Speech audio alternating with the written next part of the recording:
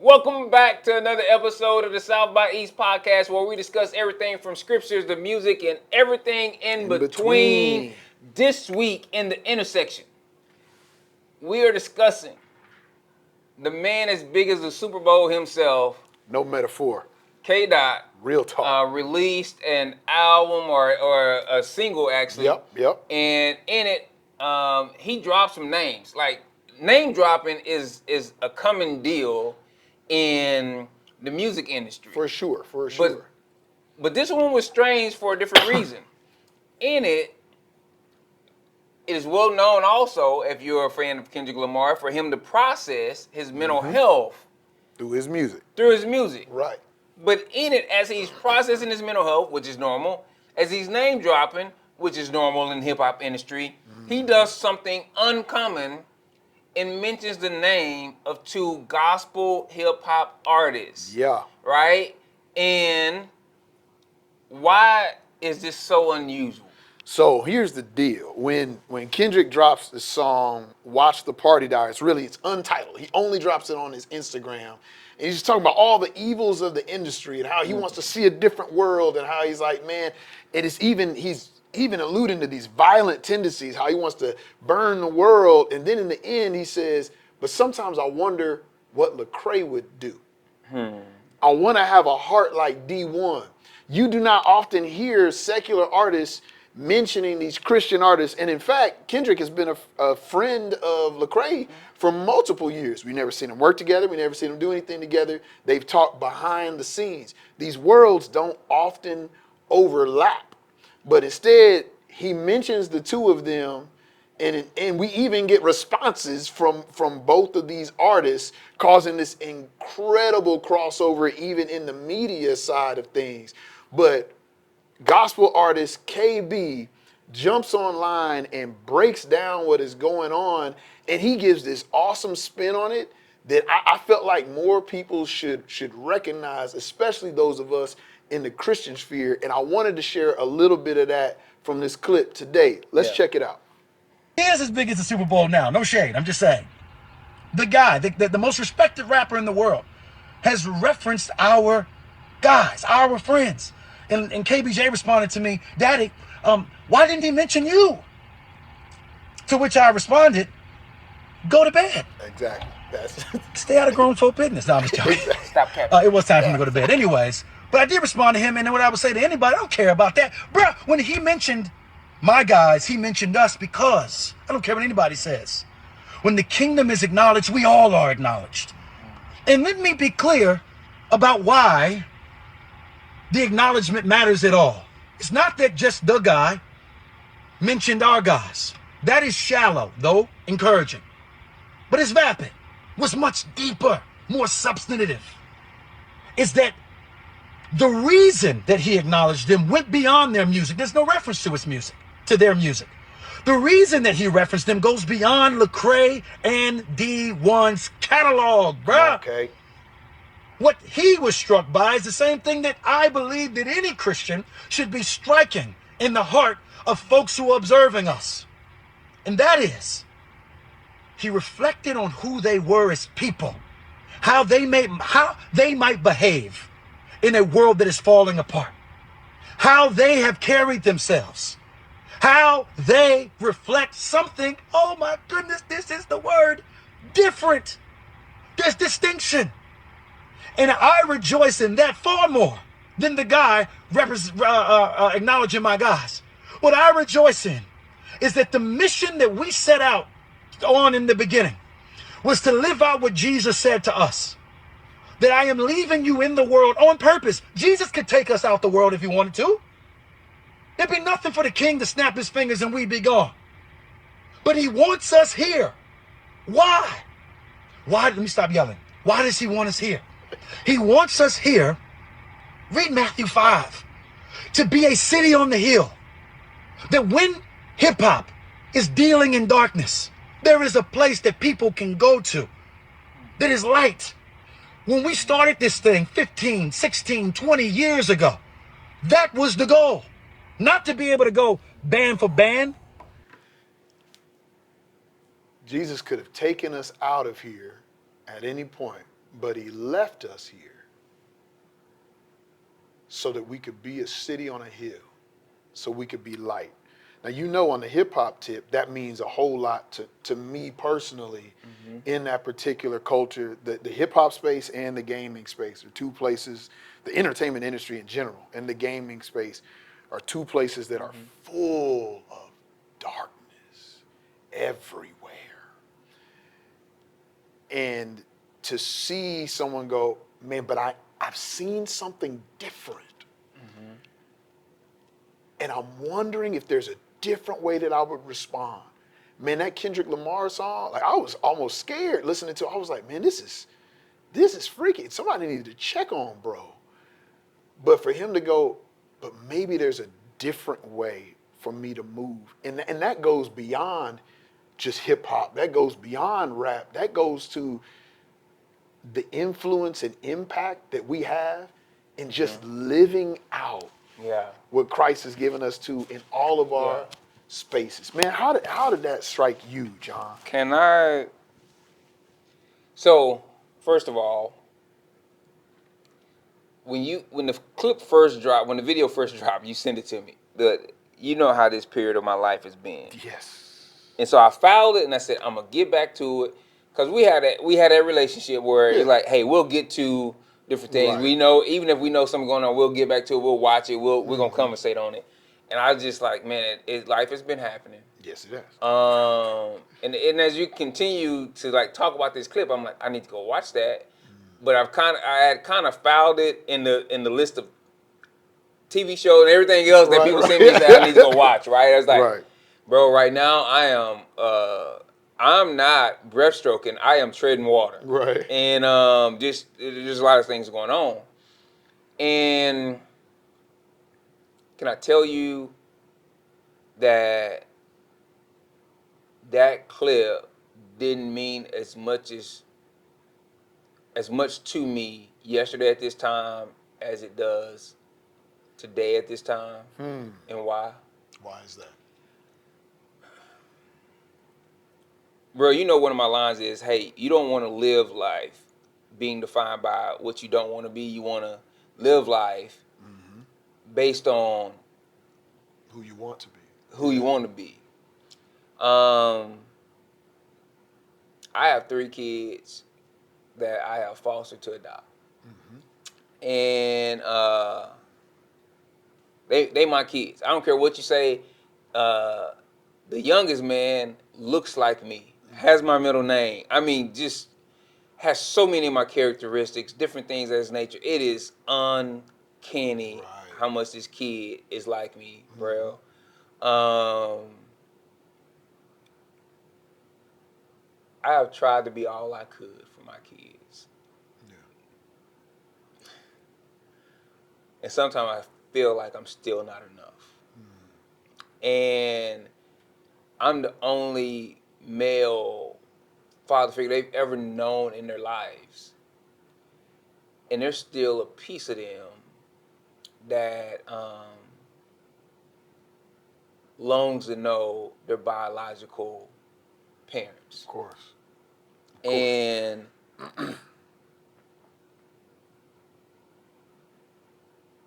I struggle with, no matter what my wife and I do, who we are, we cannot feel that hope. But yesterday evening, my youngest son was asked by someone what parts of me he wanted to be like. Did he see any commonalities? And then what parts of me he wanted to be like, character-wise or anything else? He said, I want to grow up and be like my mom and dad, and that they work for the church, and he works for the church, and she works for, and he was asked why, and he said, because my dad helps people, even homeless people. And he said, how does your dad help people? Because he cleans up messes. And he's like, what kind of messes? All kind of messes and things that other people don't want to do and leave behind. I've seen my dad do it. Not heard my dad say it. I've seen my dad do it. And for me, man, I was in this space and I'm trying to restrain my emotions because the time wasn't about me, but about my son. Yeah. And to hear him say, I've seen my dad live in a distinctive manner that causes me to want to be like him.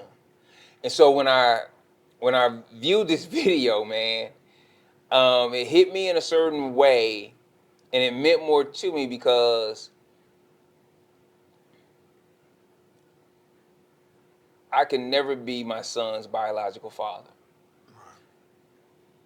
But man, I hope that one day I can be a good dad. Yeah. And him being able to voice that when asked, unprompted by me or any, foot stomp or nod or wink kind of deal, did something, and it's like, man, he is watching us. And my kids are watching us, right? And for all the stuff we get wrong, right? I see people criticize Dee-1. I see them criticize. Boy, Lecrae is the man that they love to hate. Man, the devil worshiper, lukewarm. Oh man, all the Illuminati. Yeah, all the different things, and just stuff like the whole battle over: are you a hip hop artist or are you a Christian artist? Christian artist, or are you a Christian hip hop artist? What are you at? Mm-hmm. Man, he has done something. He has done something to live in a way. They have done something to live in a way that has been distinctive in the culture. And while people have criticized them consistently about being in certain spaces, and they've had to defend consistently saying, we're in these spaces to live in a distinctive manner so that one day someone may recognize the God we serve and be drawn toward him. You don't get that unless there is contact with the culture.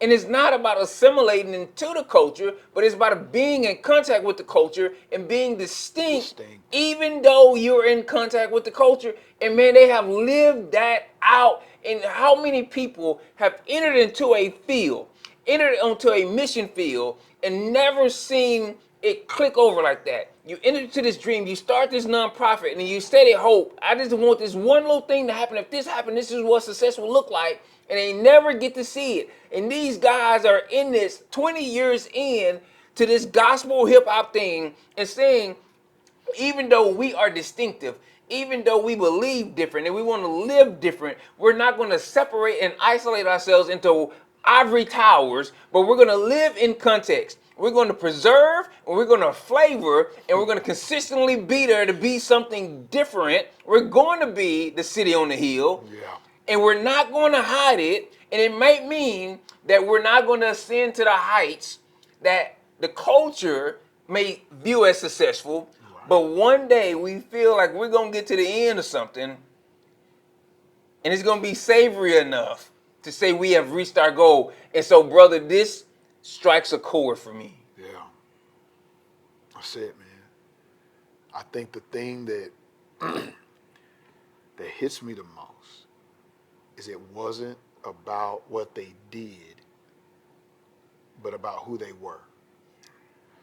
Be comes before doing. Being becomes before doing. I see people stress so much about what they do.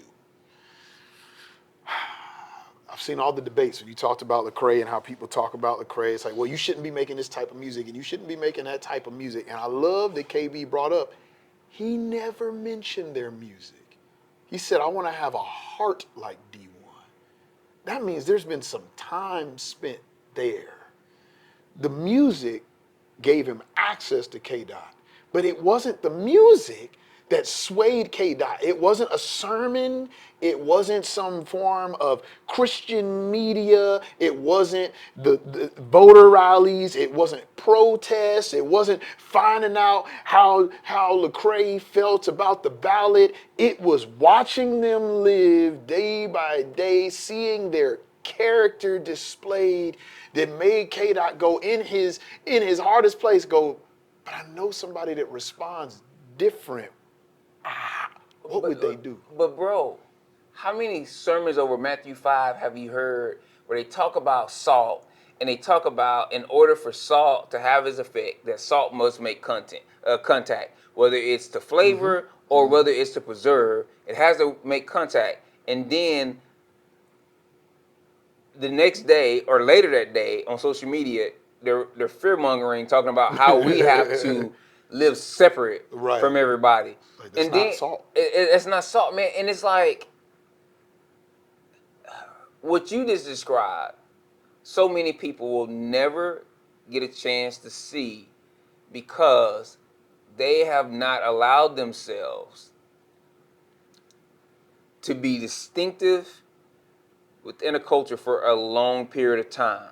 And man, it takes a great amount of support. And you know what? Lecrae will be the first one to tell you about his journeys and his struggles in that space and how he had to have people that held him accountable and encouraged them and have some good mental health help and everything else, because it gets hard.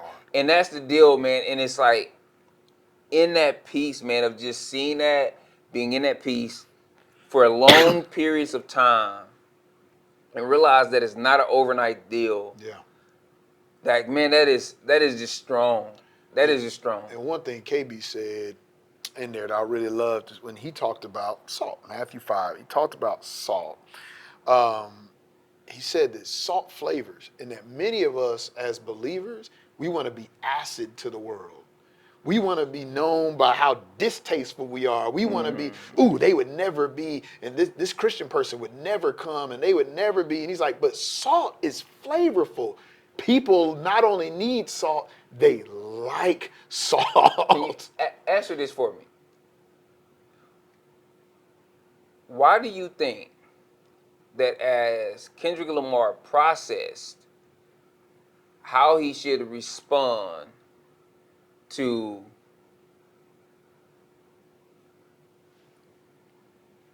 all the evil and hate and darkness that he is experiencing in life and struggling with processing, as he looks for a counterexample, he goes to Lecrae and Dee-1? Why do you think he chose them? I think several reasons I would think of. For one, he knows them. For two, he likes what he's seen. For three, he's seen them be effective. And that's the same thing I said, because I think he's seen them in some situations and asked himself, how in the world are they doing that? When I've seen so many fall, I've seen so many take this other route, I know for myself how I would respond, and they are doing this. And so, yeah. Yeah. But what do y'all think? For one, we're going to link the songs, the responses, as well as KB's overview. So feel free to watch those, check those out. Hip hop may not be your space, but this isn't just a hip hop conversation. No. So we want to continue the conversation. How have you been distinctive, or how would you like to be distinctive in the realms in which you exist in? How do you guys feel about this conversation happening here? Let's continue to have it right here in the intersection, and we'll see y'all next week.